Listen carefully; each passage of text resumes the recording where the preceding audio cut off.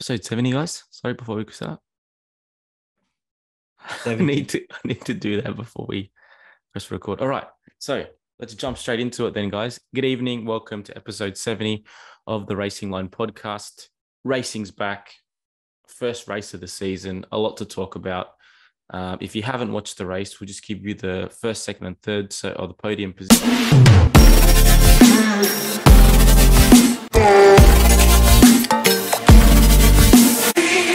Down. Christina's had a bit of a dull down. So, Tommy, welcome to the pod, mate. It's been a while since you've been on, but new season, new excitement. What were your takeaways from the start of 2023? For all the hype of Mercedes having a resurgent season this season, they were very underwhelming. There was a lot of talk with all the momentum they were gaining in the back half of the season. I expected a lot more from them in this first race, and it looks like they're right off the pace straight away. You've got their drivers coming out saying that they're off the pace, that Red Bull's going to walk away with the championship. How much of that is gamesmanship, don't know. But so I was quite surprised. Well, let's jump straight into the specifics then, boys. So we're going to go from worst to first, essentially, in the team's battle based on the weekend's result. We're going to try to keep each team up to 3 minutes. Do we have a timer? I think. Or just loosely, it's 8:41 now. So let's start with McLaren. My favourites, the rock stars of this weekend. Oh, come on, mate! Don't be like that. Harry, do you want to lead here? Disappointing for Oscar in his first weekend in Formula One. Qualified 18th. Yep. I don't think the car had much more. I think Lando was only a couple of tenths because of the spread in Q1. Lando was actually only a couple of tenths in front of Oscar. Sorry. Race pace didn't look there either. The only kind of bright thing that I saw was Lando was able to keep onto the back of the Mercedes in that last stint, even though he was a lap down.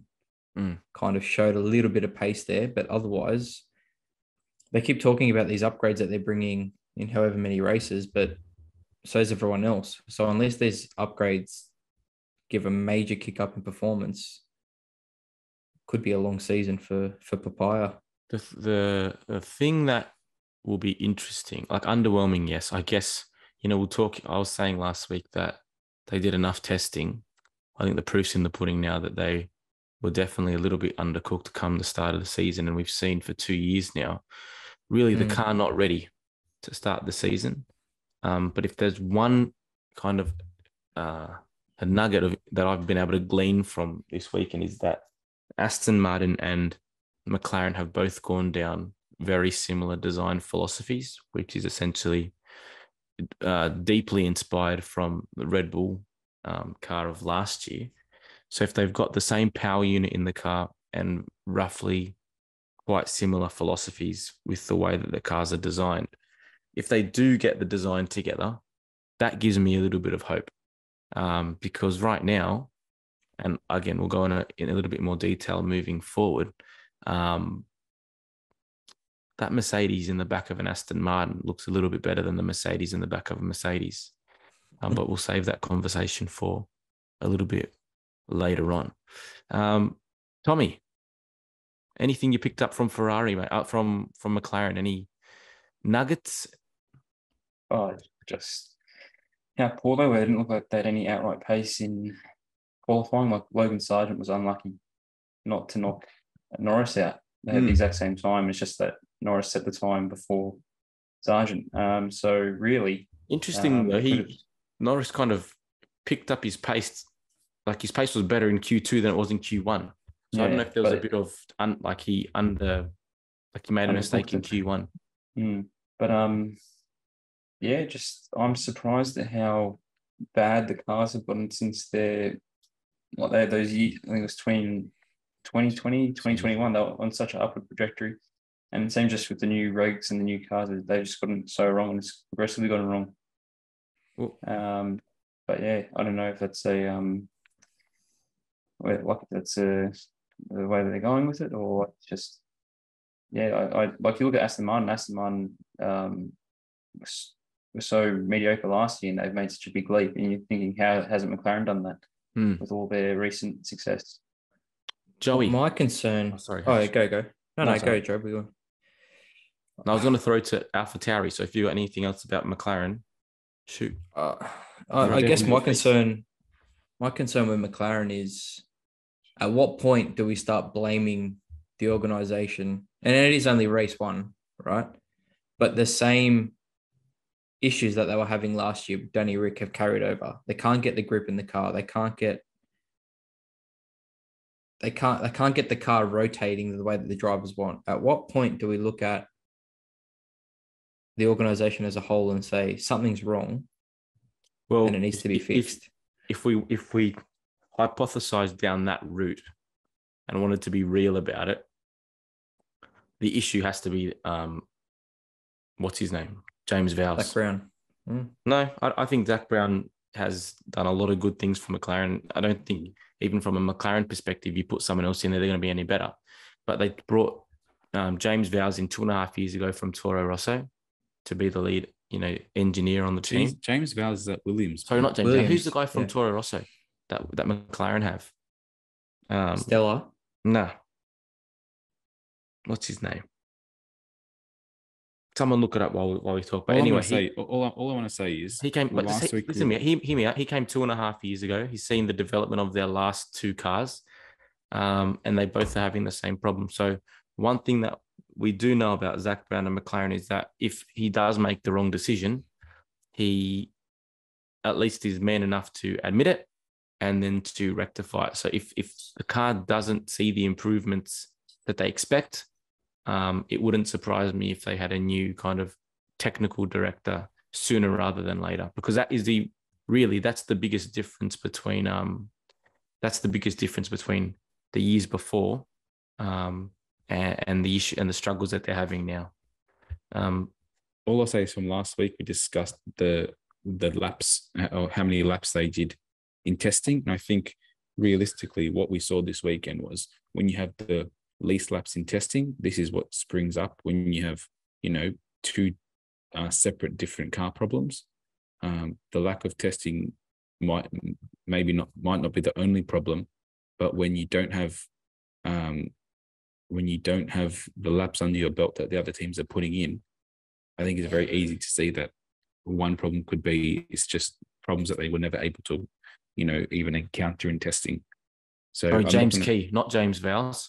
James Key. So I think that's going to be the if there's a head to roll based on last year and then a progression into this year, I think that will be what we see. And I think that's probably a fairly just call, but we'll obviously consider that later in the season if no change takes place.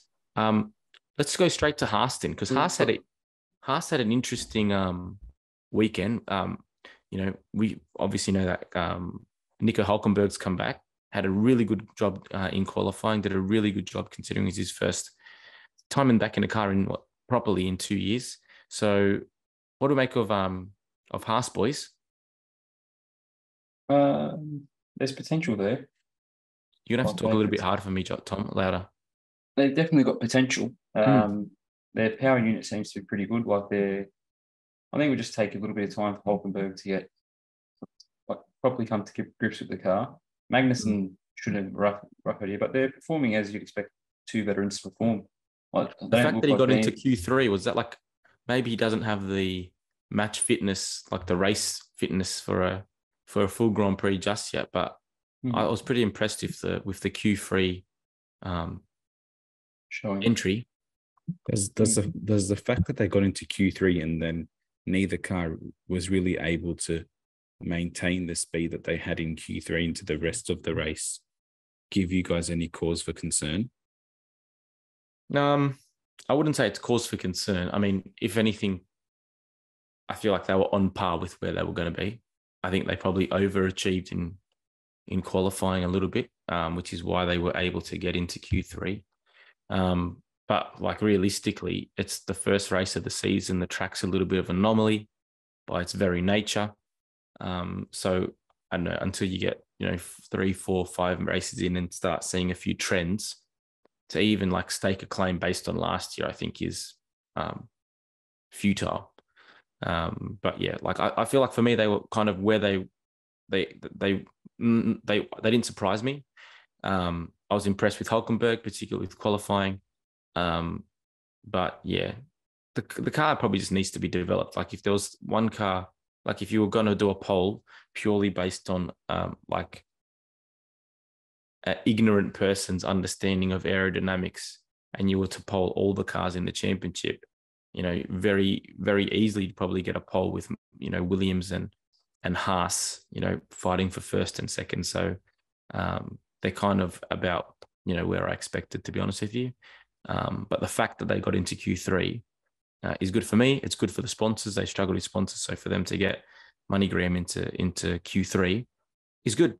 I'm impressed with that. Any other news on them? Any other thoughts? I think it's too early for any deep thoughts. I just thought it was good they got into Q3. I expected a bit more in terms of race pace. I put up a picture on the drive today, on the chat as well, just mainly because of I wanted to let everyone sort of see in a graphic form the tire wear and the tires sort of situation that happened in the race, mainly especially because of the number of pit stops in that race. I wanted to be able to highlight whether it was due to like smart strategy or actual race pace, or race pace or tire strategy. And one thing that you can see from a lot of the cars that finished at the bottom end of the top 10 and then sort of into the higher positions of the second half or the second 10 is this tire strategies was sort of all somewhat similar. 50-50, so kind of a very even split between your so from judging that you can sort of see that a lot of the positions initially probably mainly due to race pace of the teams at this sort of stage, and then how the car reacts with the adverse conditions of that Bahrain circuit. Well, let's jump into a team that had a little bit of news stood this week. So AlphaTauri, we were talking about it last week that they could have been not up for sale, but we kind of hypothesized if they were to sell, just based on their situation right now, who might hypothetically be a suitable buyer for the club, and then for the team. And then obviously, some news was floated that, Red Bull were kind of interested in selling. That was quashed in the end, but I guess where there's smoke, there's fire, which was interesting. But in relation to AlphaTauri, Nick de Vries, the thing that was probably most impressive for me, I think I was most impressed with him about really through testing and even at the start of this season is how together he seems for a rookie. Now, he's obviously not a young rookie. He's been around the block. He's raced in a few things. But he knows what he wants from the car, and it's not there, and he's not scared to speak his mind. So any other thoughts about the AlphaTauri, where they're at? H, I'll throw it to you, mate. Mate, everyone else has copied the Red Bull except for the sister team. Like, you'd think if you had access to the best team in Formula One, you'd kind of use some of their design philosophies and have a better car. But yeah, I don't know. It boggles my mind that. And I think that because they are so close to Red Bull that they feel like if they were to copy, things could be inferred. Could be the 2020 Forcing deal all over again. I heard something that was actually very interesting to me this week when I was in one of the news articles about the whole Toro Rosso moving to England sort of proposition. And they were saying that Haas has a closer link and sort of relationship with Ferrari than Toro Rosso or AlphaTauri now has with Red Bull Racing, which I thought was actually hilarious and somewhat humorous, because you'd think that they would have the closest bond on the grid, but it sort of shows how closely linked Haas is with Ferrari number one, but also how much room there is for, AlphaTauri to even get better. Maybe if I don't know if it's swallowed some pride and are linked with Red Bull more, or but even I actually respect them for going about it their own way, as opposed to just existing. Well, they've got their own history. They've got their own history now. They've got 2 race wins. They've got 2 other podiums as well. Like they are the development team for the Red Bull drivers. So like they'll always be the academy team, but like the fact that they've been able to pick up race wins and podiums along the way, it's impressive for them. It's a success story in and of itself. I thought Yuki had a pretty good weekend and sort of made a pretty good step in, just reminding people that he is still the number one driver in that team. Finished just off the points, but looks like he made a step in qualifying too. Yeah, well, everyone was saying that car and the Williams looked the slowest in testing for all the laps that both teams did. So for them to even get a sniff of points, I thought was a pretty good showing. And for Yuki to have a sort of not accident-free, but, relatively clean weekend, he didn't make any headlines for the wrong reason, is just a good way to start the season at a pretty hostile and sort of a race that's a bit of an anomaly. So hopefully the fact that Michael Italiano is Yuki's trainer now kind of changes his mindset a little bit, and he doesn't have those little outbursts. And do you think that that's really going to make much of a difference, though? Yeah, I think so. Thomas, interested to see. You're the resident AlphaTauri fan on the panel. How would you rate their weekend from your expectations? It's pretty stock standard. Like, they've never been the worst of other than last year, they've never been the bottom of the grid. They've never been top of the midfield. So it's to finish 11th and 14th and only really 1 second outside the top 10. It's pretty standard. If Yuki managed to nab 10, then it would have made it pretty good. But I think last year Gasly came 9th or 10th there as well. So they wasn't. I don't think there was much of a difference. There was also another graphic I put up, and it was how much time the teams have made over the off season, and they've made up about a quarter in of a second. In comparison to Red Bull, in comparison to last year's car. Yeah, but so what's themselves? They haven't. They're the team that has made the second smallest jump compared to last year. How accurate is that graph really? Because then you've got McLaren, who's made up 0.6 of a second, and they're... Well, it's from qualifying last year. You know that in qualifying trim, you're running your leanest car. That's interesting. So I bring all the goodies to the pod for us to have a little bit of a... Well, let's go on to one of those goodies, because one of the goodies was Williams, who made 1 point. They were the second. They made the second highest leap in qualifying pace from 2022 to 2023, close to 1.2 seconds. So John, I'm going to throw to you as the Williams man. How did you feel about this weekend? What kind of were your key takeaways from your team? Absolutely surprised. I mean, we knew the car was reliable from testing. It was pretty bulletproof all testing. In terms of pace during testing, it was a bit of a surprise. I mean, the caveat to all this is that this is a very high deg and, interesting track in terms of temperatures and wind.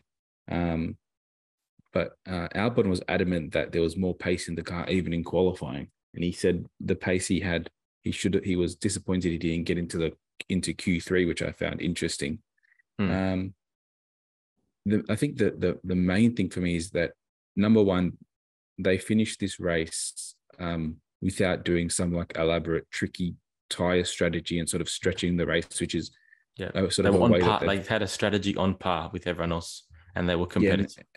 And they were definitely competitive enough in terms of that midfield battle that they're not, seconds behind. And for both Williams to finish, I think, in front of the Haas's, to finish in front of to sort of split the AlphaTauris as well. They were a bit fortuitous that both McLarens didn't, finish the race today. But having said that, I don't know. I wouldn't have been surprised if they'd finished ahead of them in terms of pace as well. I just thought it was a good way to start the season. My biggest worry now is that due to the fact that they still haven't implemented a technical director this year, it looks like that whole midfield battle is going to be an arms race in terms of who brings upgrades the quickest and the most efficiently, and who can utilize that wind tunnel time the best, I suppose. So good place to start. It'll be interesting to see if it carries on to the other tracks that are coming up. And then if it does, how efficiently upgrades can be made. But we know the power unit is pretty on par with everyone else in that midfield, because we saw that the Aston Martin's, running that same unit, and it seems to be, other than the Red Bull, pretty good.